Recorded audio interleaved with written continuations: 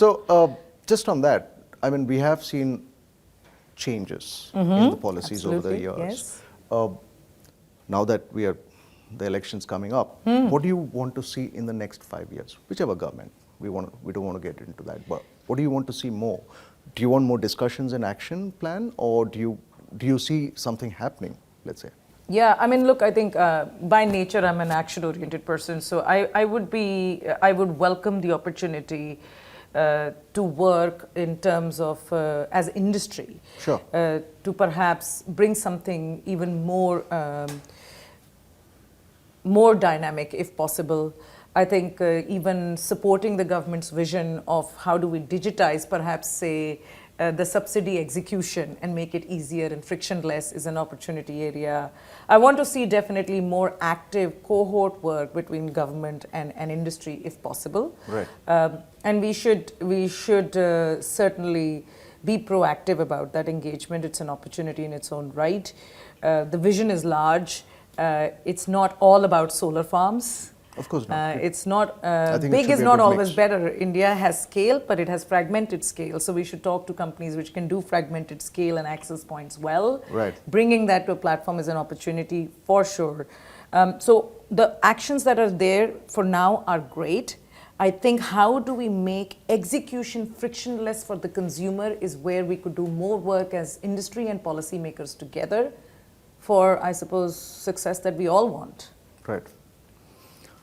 Okay, now let's talk technology. Yeah. Where do you see this going further, especially for energy? I mean, we have seen tremendous growth and tremendous new technologies come through. Where do you see for the next 5 years or 10 years? I think the impetus will remain, when I think about India and I think about all that is happening in Make in India, I think number one thing, assuming all the production-linked incentives and all the investments all the companies are making, will be for us as companies to move from being simply manufacturing-oriented to technology-oriented. Right. So I believe there is an industry call out to say we have to invest more in R&D to bring better solutions. You know, if India is on this roadmap of amazing urbanization and industrialization, then why should we be behind? Sure. And that comes down to our ability to captively invest into R&D and make exciting products which are very suitable or have learned from different parts of the Indian market and perhaps are ready for the world. Right. The second piece I would say is technology will keep getting more efficient, right? I think you were only talking to me about artificial intelligence. Yes, I was. Yes, so there will be the convergence of, I suppose, machine learning at different levels. Do you see that? Do you see that? I think it will come. It will come. Are you looking for it? Can I indulge you there? I'm not going to tell you all the trade secrets in this exclusive interview. What I will say is that at Luminous, we seriously look at all the trends. Right. As you know, that we are part of the Schneider Electric Group, Yep. and particularly with our heritage of secure power, it is no secret we are looking at the induced growth, particularly in one of the world's largest markets, US, through artificial intelligence in the data center space. Now you bring that down, we watch it very, very closely, and we look at what does this mean, say, in an application sense for our customer here. Of course. So we are certainly looking at that. We are trialing a few things. I'm not going to spoil the surprise. You'll have to call me. Sure. When the time's ready for that launch. The second piece, we do believe that certainly all the companies will look at how do you adopt artificial intelligence for certain processes, perhaps. That's starting to happen in India everywhere, but that's an inward look, not a product look. Sure. What I'm talking about is a product look. How can I build years of learning in the power backup space into a large language model that is unique to Luminous, for example? I haven't done that yet. So, Have you thought about it though? Yeah, we've thought about it. Okay. We have thought about it. Are you putting money there though? I am not answering anymore. It's very dangerous. I will only share that with you if you're bringing me more investors. Just a joke. But look, I mean, I woke up this morning and I suddenly looked at my WhatsApp and I realized that the search function had been updated, and it kept saying AI-enabled search. And it keeps giving you suggestions. It's not like we can get away from it. My perspective on it is more pragmatic, and that is, it's best if as an organization we develop an aptitude to work with the emerging new technologies. Of course. Because the converse is perhaps not a world where we are included. So I would rather be included and actually work with the new technologies to build some solutions, if that makes sense. Of course it does. No, I think the other question that I actually wanted, leaving AI aside, is do you think the government's putting enough in R&D per se for energy transition? And because I think that's one of the things that India has always fallen short of, is we have the manpower, but we don't have the thought to put money for a longer outlook. Like you spoke about UPI. UPI is a long drawn investment and thought, but we are not doing it across. So in terms of energy, are we doing it? Or do you think India is doing enough? I think from a policy perspective. What I would say is that we've taken some active steps recently, and they're promising to see. I mean, the production-linked incentives, the work on semiconductors that is starting to happen, the Make in India drive. But what about for the energy sector per se? A lot of it is actually, I mean, when you think about, say, PLIs, a lot of it is related to essentially solar technology directly. I cannot quote you the exact percentages of all of how it was divided between sectors, but I know that it certainly created an ecosystem, or is working towards creating an ecosystem. These are the basic building blocks. We are not going to become a technology powerhouse without doing the basics. And the basics are, we need to have an ecosystem. We need to be able to get to, I suppose, have some supply chain of semiconductors that we can rely on. We have to be able to source cells locally to build a panel. These are just basics which we today are challenged to do, and I think the government's policies are addressing those basics. You know what, I would flip it, Rahul, and I would say this also: we as industry leaders, we have the opportunity to change our mind. Of course. You know, it's about like ask what you can do for the country, not what the country can do for you kind of moment as well. Because as technologists, as leaders of these organizations, our view of R&D investment also counts. Of course. Now, we can only invest to the point that we are able to run an efficient organization and build a profit and reinvest that back. But if as collective industry we chose to keep doing that and build better products, we will push the willingness to pay of the customer up, because they'll start to love those new feature sets.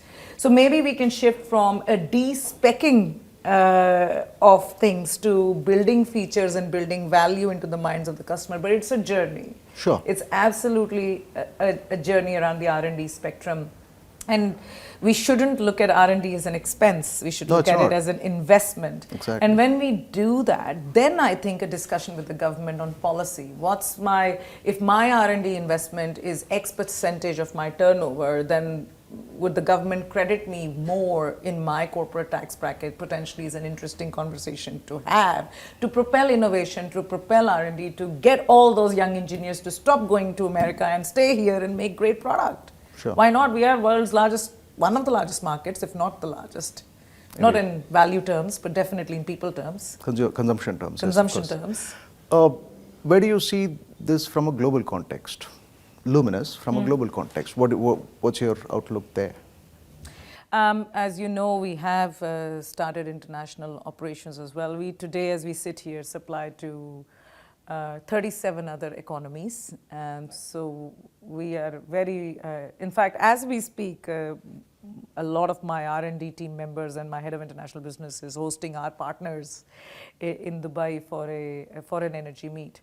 So in the global context, what we see, at least in the Middle East, Africa's region particularly, and South APAC, where we are present today, we see this energy transition as being a reality. We can see that demand coming through. What we've also witnessed or learned in the last few years is that the Make in India good quality product is receiving great reception. Outside? Outside, yes. And we see it as an opportunity. And again, I think this is the intersection point where we can go bold with government support. How can we double the exports? And if, say, 3 companies did that together, focused in my space, we would shift the trade balance over time. So just linking it to sort of the larger India objective of, at some point we would like to be also having some level of exports, which are of Indian companies going to other parts of the world. So we see that as an opportunity, but in Luminous terms, that is baby steps today. We've gone into those markets. We are taking stock of what works in those markets in terms of the product market fit, because we're not going to just take of course not. Indian product. It doesn't work that way. If the power cut in Zambia is 10 hours, then the way a battery and an inverter need to work there is quite different. And we are paying attention to that and trying to achieve that product market fit. We also see the solar opportunity there. We certainly see the solar power generating system opportunity over there as well. And what I would say right now, the vision we have for international growth is big, but certainly we are in early stages. All right. Now, we know you run a company. If I can have a few easygoing questions now. Okay. So, what do you do when you're not running this company? Okay. Look, I love reading. I also do some boxing with my personal trainer. You are safe, Rahul, don't worry. I like to do a few 10K runs or 21K runs, time permitting. So I'm a bit of a fitness, I wouldn't say a freak, but I would say very intrigued and very committed to fitness type of person. What else do I do? I love looking at how technology companies are changing all over the world. I certainly like to track that. Why? It's just fun. I mean, you know what technology has done? It has made things so agile. So agile. It's amazing what human genius has achieved in this lifetime. Right. It is amazing. I mean, come on. I want to go to space, don't you? No. I don't know. Nice. But I think the possibility, and I'm particularly intrigued by, I look at the startup space a lot. I think we can learn a lot from young companies. As a legacy company, sometimes you can get stuck in your ways. We can get very convinced about our own narrative. I think it's always nice to sit with a bunch of startup entrepreneurs who have hunger. They know stuff that you probably have not even seen, and to get challenged. I guess I like that. So I tend to spend a bit of my time in that ecosystem as well, whenever I can. Nice. So between running and reading a book, what would you prefer the most? Running with an audio book in my ear. but reading a book is very different. It is very different. Look, it depends. It depends. Reading a book is my sort of domestic flight thing. Like, when I'm on a domestic flight, I have 1 hour. I do concentrated reading. I don't want to lose the art of reading a book. I'm actually scared that we'll all forget how to read a book. I still love turning a page, and underlining, oh, that's a good line. That's a word I have never heard before. That's a word I've never heard before. Which is what? Some of them you do come across. Yeah, absolutely, absolutely. Yeah, there are words.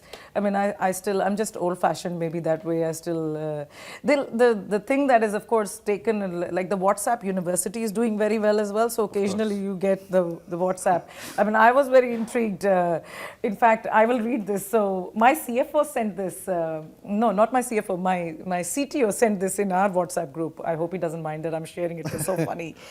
So a CFO goes into a meeting and he says to the CEO, and the CFO, CEO, and CTO are in a meeting. The CFO says, oh my God, what happens if we train all these people and invest in it and they leave? The CEO says, oh my gosh, listen, what happens if they stay and we don't train them?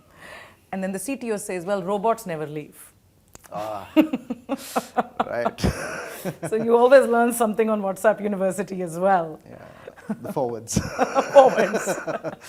Right. So fantastic. Thank you for your time, Preeti. It was nice meeting you. Same here, Rahul, and it was a pleasure to talk to you as well. Thank you. Look forward to some more soft power for India. Yes, of course. Maybe strong as well. Thank you. Thank you.